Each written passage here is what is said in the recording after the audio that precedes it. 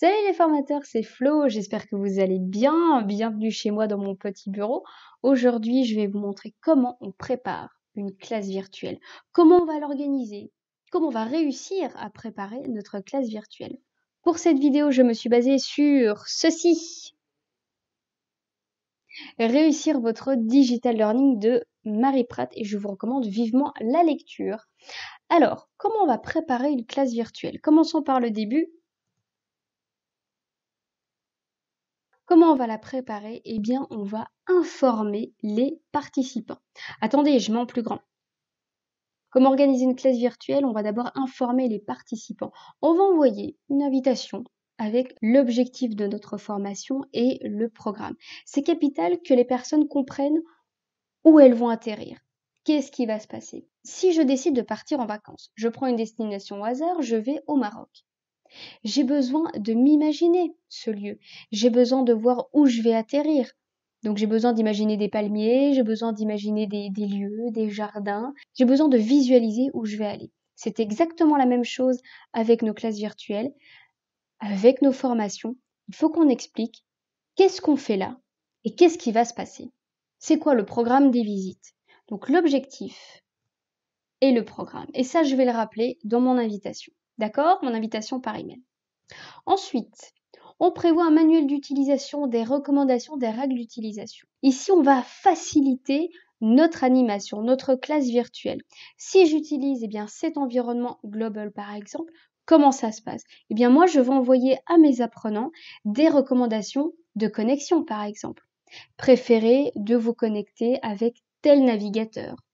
Connectez-vous quelques minutes à l'avance pour que je puisse vous expliquer les différentes fonctionnalités. D'accord? On va prévoir en fait ce sas d'explication, ce moment où on va découvrir l'outil. D'accord? Ce moment où on va se repérer dans l'outil. Et des règles d'utilisation. Par exemple, chez moi, c'est toujours caméra, micro. Il faut que je voie les gens. Il faut que je leur parle. Je n'aime pas utiliser le chat parce que ça m'oblige à aller voir quelque chose. Je préfère que les gens, comme en présentiel, ils parlent. Ils ont envie de dire quelque chose, ils parlent. Oui, peut-être qu'on va lever la main pour faciliter la prise de parole et qu'on évite de se parler tous en même temps, mais je veux qu'on parle avec un micro. Donc ça fait partie de mes règles et je vais les donner. Et ouvrez votre caméra. Je le dis en avance, tout simplement parce qu'il y a des personnes qui n'ont pas envie de montrer leur intérieur. Et bien là, ça leur permettra de prévoir, soit de mettre un rideau derrière eux, soit de mettre un fond d'écran pour qu'on ne voit pas comment ça se passe chez eux, d'accord? Et puis de ne pas rester en pyjama. Une fois qu'on est dans notre classe virtuelle, qu'est-ce qu'on va faire? Eh bien, il est important d'aller chercher les attentes. Les attentes et les besoins. Qu'est-ce que vos participants sont venus chercher? Pourquoi ils sont là aujourd'hui? Ok, ils ont vu l'objectif de la formation. Oui, ils ont vu le programme. Mais il y a peut-être autre chose derrière. Il y a quelque chose sûrement qu'ils auront envie de savoir, de bien particulier. Et ça, il faut aller le chercher. Donc, on va aller chercher les attentes et les besoins de chacun. Là, prévoyez du temps. D'accord? Au moins une dizaine de minutes pour comprendre qu'est-ce qu'ils viennent faire là. Parce que il n'est pas question qu'un de vos participants vous dise, bah moi, j'ai rien appris, tout ça, je le savais. Ah bah non, il aurait fallu savoir dès le début. Par exemple, une formation qui ne va pas correspondre à une personne, il vaut mieux qu'elle le sache au début de la formation, plutôt que d'attendre le dernier moment de se dire, mince, ça fait 2 heures que je suis avec vous, et là, je comprends que la formation ne sert à rien. Non, on va tout de suite aller chercher les attentes et les besoins. Et moi, ça me permet aussi d'adapter ma formation, d'aller pousser là où j'aurais peut-être pas poussé finalement, d'aller peut-être apporter du contenu alors que j'y avais pas pensé. D'accord? D'aller un petit peu plus loin dans un programme. Voilà. Et dernier point pour préparer sa classe virtuelle, je vous l'ai dit en fait tout à l'heure, c'est de se connecter à l'avance. Il faut qu'on teste la technique, il faut qu'on se repère dans l'environnement. J'ai fait l'erreur d'animer une classe virtuelle, c'était sur Global. Je savais que les participants ne connaissaient pas l'environnement et j'ai pas prévu de leur dire venez en avance. Et on a perdu 40 minutes. Voilà, on a pris 40 minutes pour expliquer l'environnement. D'abord parce que les personnes n'arrivaient pas forcément à se connecter avec le lien.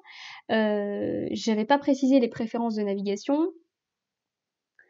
Et ce qui fait que les personnes arrivaient au compte-gouttes, elles revenaient, elles repartaient, elles rafraîchissaient la page, elles savaient pas où allumer la caméra, où allumer le micro. Donc bref, j'ai pris 40 minutes pour expliquer l'environnement. Bah évidemment, la fois d'après, ça s'est beaucoup mieux passé. Mais c'est important de leur dire, venez 10 minutes en avance je préfère dire 10 minutes parce que je sais qu'au moins, si je dois commencer à 9h, ils arrivent à 8h50, enfin entre 8h50 et 9h, et ça me laisse 10 minutes pour expliquer l'environnement. Ça me laisse 10 minutes pour pallier tous les soucis, tous les problèmes techniques. D'accord? Allez, on passe à la suite. Et je poursuis, je vais changer de table et aller à la table numéro 4.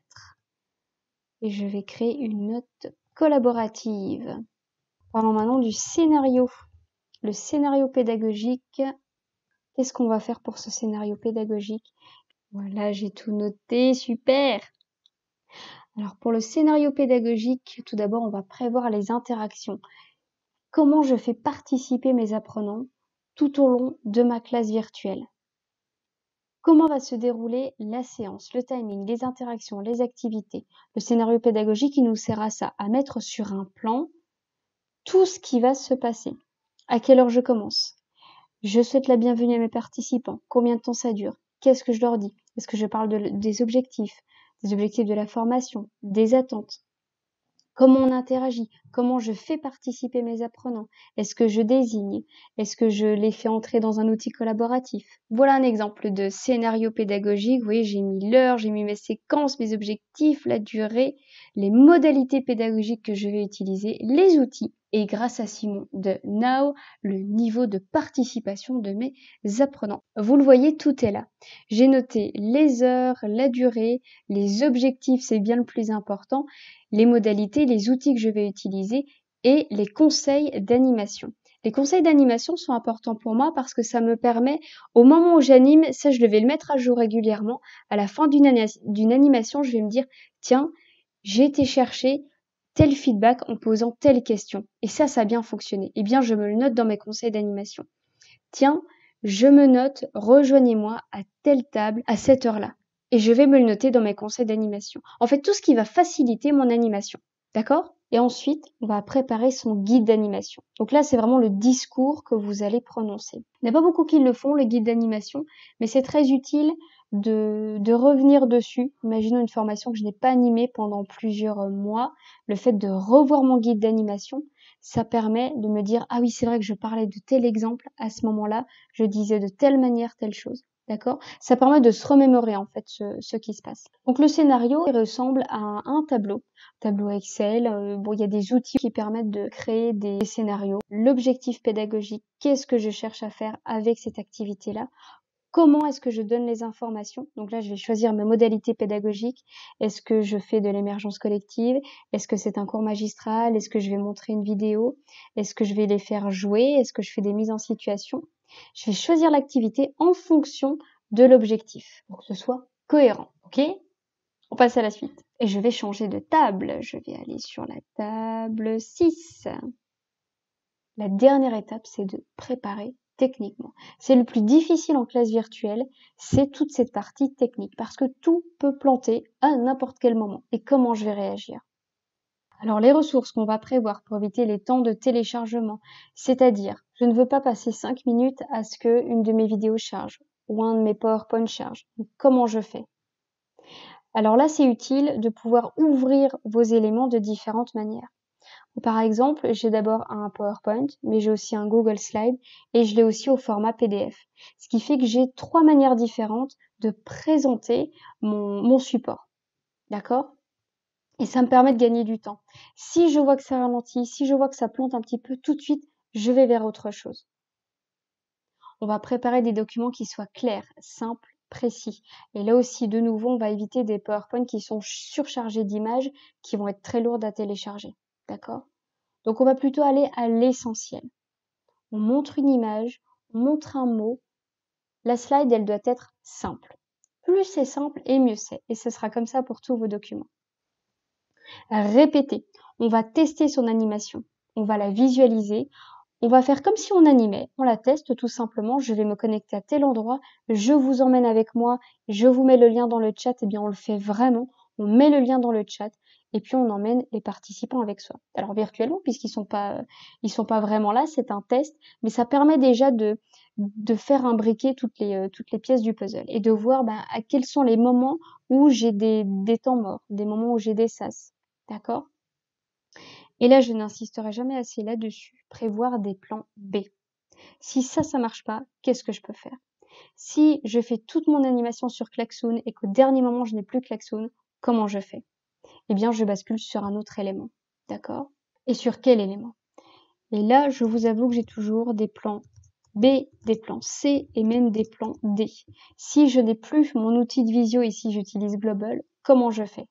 Eh bien, je vais basculer sur un autre outil de visioconférence. Et il est prêt à être connecté au cas où. D'accord? Et j'ai ça pour tout. Également, je travaille aussi à partir de Geniali. J'ai une activité qui est prête dans Geniali, mais si jamais elle plante, eh bien, cette activité, elle est imbriquée dans un autre outil. Ce qui fait que peu importe l'outil qui plante, j'ai toujours un plan de secours. En revanche, ça prend du temps parce qu'il faut faire pas mal de préparation, notamment des supports, des activités que je vais utiliser, des outils de visioconférence.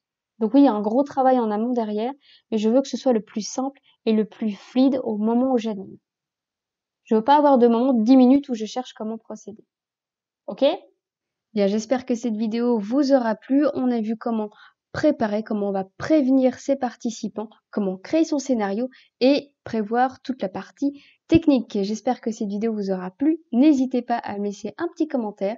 Et moi, il ne me reste plus qu'à vous souhaiter une très belle année 2022, plein de projets, plein de bonheur, que tout se passe au mieux pour vous. Des gros poutous et à l'année prochaine!